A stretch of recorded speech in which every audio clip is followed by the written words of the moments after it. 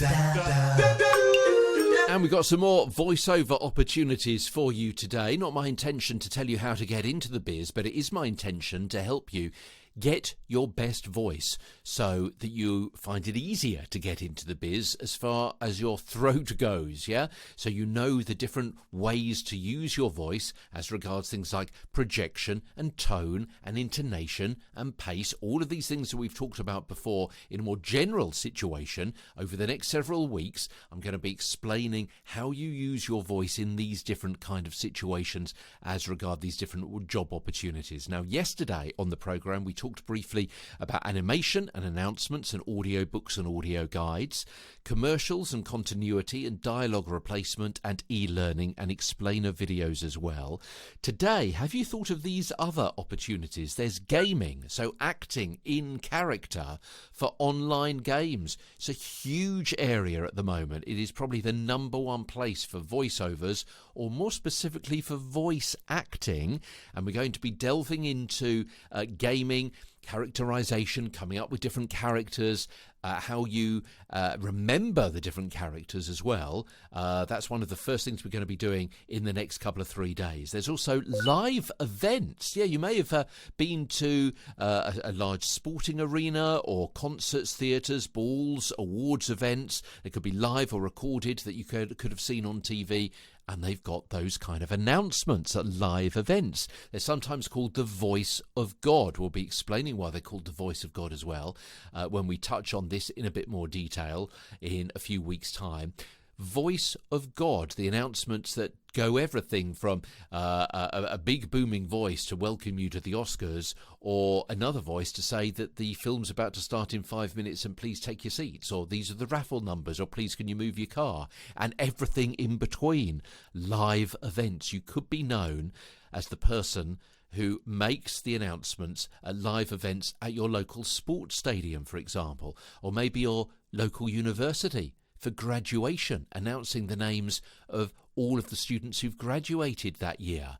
Yeah, there's quite a bit of work to be done there, isn't there? Can you think of the hundreds of people who graduate every year? And they all have an award ceremony, don't they? Could you be the narrator for that?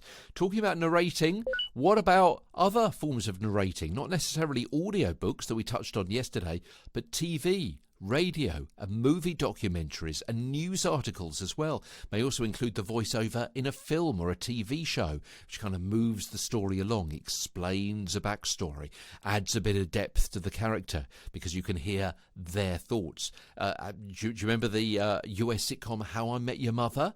Yeah, and the voiceover in that, or the girl on the train as well, and those kinds of narrative that goes on to explain what else is happening in the scene that you can't necessarily hear from the dialogue itself. There's podcasts. Okay, the series that you're listening to at the moment is called Get a Better Broadcast Podcast and Voiceover Voice. We're talking mainly about voiceovers, but podcasts as well. A scripted podcast, which is more like conversational narration. It could be fiction podcast, like an audiobook, dramatization or voice acting or audio acting, sometimes called. Also, voice tracking for radio stations.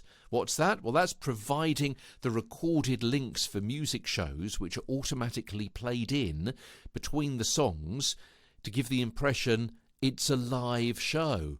Yeah, so sometimes when you listen to the radio, you imagine that it's going out live, and there's a presenter, there's a DJ in a booth somewhere doing all of these links. Not necessarily the case. Not at all. Because if you think about it, it's much cheaper for a radio station to get a jock in to essentially read all the links for a 4-hour show in an hour, and then automatically that either gets uploaded in the right space so they're introducing the right songs in the running order. You've only got to pay for them for an hour. You've got a 4-hour show out of them. Yeah, so voice tracking, that's another example of how your voice could be used. There's also IVR. What's IVR? Okay, interactive voice response systems, or phone systems recording, or telephone trees, or on-hold messages. All of these phone greetings for any size of company. You know the kind of thing. Welcome to the Odeon Cinema. Press 1 for accounts, 2 for sales, 3 for bookings, 4 to find out what's happening in your local cinema. Those kinds of things. Yeah, IVR. There's also promos and trails, usually on TV. You know the kind of thing. The heat is on, Friday night at 10 on Channel 10. And movies, you know, like In a World Where Dinosaurs Ruled the Planet, that kind of thing. Yeah, we're going to be talking about movie trails a bit later on as well in a few weeks' time. There's radio imaging.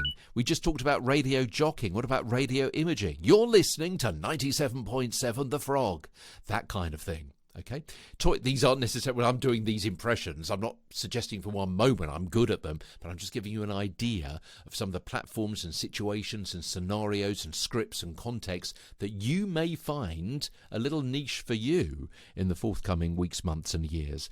There's toys and theme park animatronics. Yeah, the kind of thing. Back in the day, if I had a toy when I was a kid, you would pull a string on the back and there would be some awkward voice that would say something. Now, much more realistic.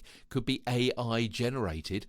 Could also be based on or be the actual recording of you, particularly in a theme park with animatronics. Yeah, the moving statues, the moving kind of waxworks, if you like, which are on stage, which can move around kind of robotically, or just stay in one place and their hands and eyes move or something like that. But sometimes they're telling the story. They're welcoming you to the ride. They're saying, keep your arms and legs in at all times. Maybe it's a characterization of a hillbilly cowboy or whatever, explaining you what's happening on the Thunder River ride, that kind of thing.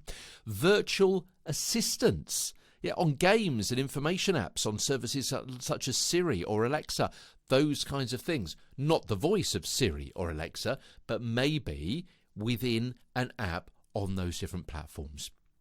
Now, most voiceovers, like you and I, specialise in a niche before branching out. And, of course, the goal of every voice actor is to become the vocal brand of a particular product, service or production, because then you get a higher rate, you get higher exposure, you get longevity of contract as well. Over the next several weeks, we're going to be taking a look at some of the voice skills required for some of the genres that I've just mentioned, okay? We're going to be starting off with some of the big themes, and then we're going to be going on and touching on some of the others in a little less detail. But first of all, first up, tomorrow, in episode 662, we're going to be talking about the whole area of animations, cartoons, characters, and gaming work. Yeah, so all of those we're putting them all together because essentially what we're going to be doing is coming up with characters. How do you come up with a character?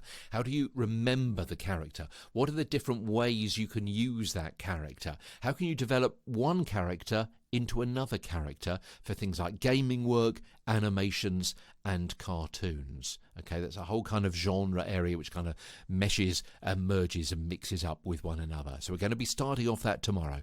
Animations and cartoon and character work tomorrow as Get a Better Broadcast, Podcast and Voiceover Voice continues. From London, I'm Peter Stewart.